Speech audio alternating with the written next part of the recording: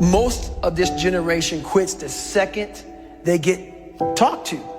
You did this wrong, or they get yelled at. It's so easy to be great nowadays because most people are weak. This is a softened generation. So if you have any mental toughness, any ability, if you have any fraction of self-discipline, the ability to not want to do it but still do it, if you can get through to doing things that you hate to do, on the other side is greatness. What is it with our society? We are creating weak individuals that can't handle anything going wrong in their life. As soon as something goes wrong, they are given a prescription, not to fix the problem, to mask the problem. How about giving strategies to strengthen the mind? How about saying, okay, you've allowed your life to get to this point. Now take responsibility and dive deep into personal development. Learn why you feel this way, not because of the event. The scientific facts about why you feel the way you do and what you can do to strengthen it. The moment they are criticized, rather than take any of it on board, rather than prove any of those people wrong, they give up. They attempt to defend the criticism with useless talk, but never with definitive action. The moment they are challenged, they crumble. The moment things get hard, they declare defeat. It must not be for me. It was their fault. If they didn't do this or treat me like this or say this, then I would have made it. No, you're just soft. You're weak. Tell yourself the truth. Because until you do that, until you look in the mirror and acknowledge that you are the problem, you'll never be able to grow into the person that is capable of achieving all those things you want.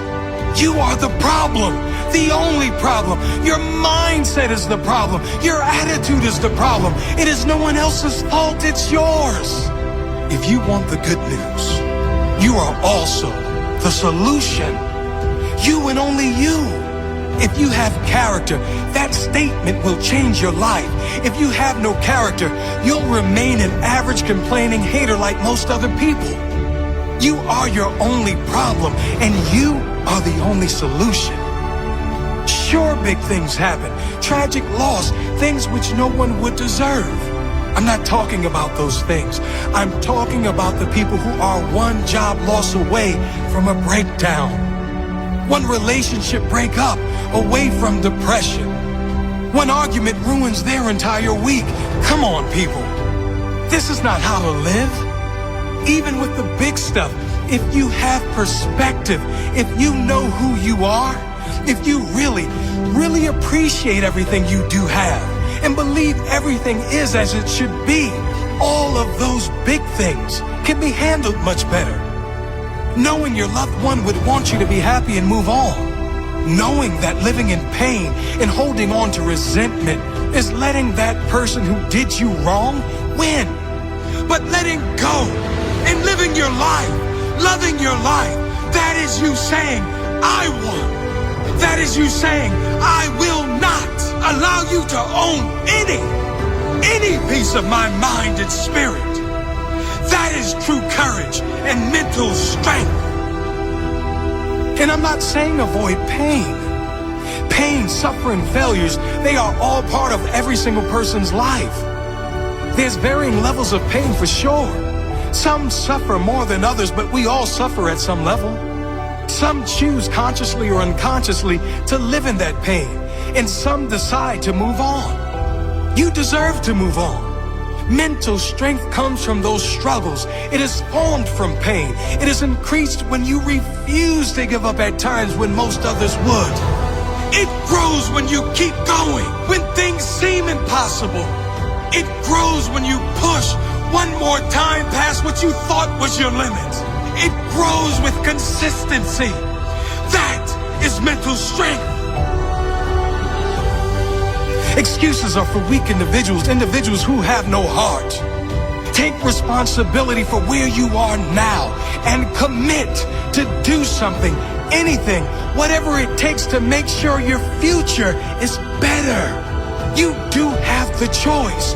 You can make excuses and stay where you are, Or you can take responsibility, take action, and get where you need to go, where you deserve to go. What do you choose?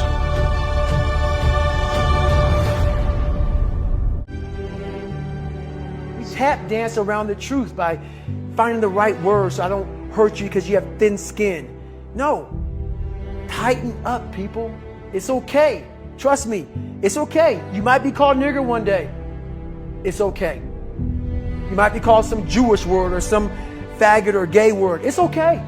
Let them call you that. What are you going to do now? They don't own your life. How are you going to control that now? How are you going to flip it upside down and say, Roger that, now I'm going to harness this shit? And you'll read about me years from now. How? That's the question. How are you going to do that? Thicken your skin. Become more of a human being. Don't be afraid of the reflection in the mirror. Because that's all you can be afraid of. Once you overcome the reflection in the mirror, you've done it.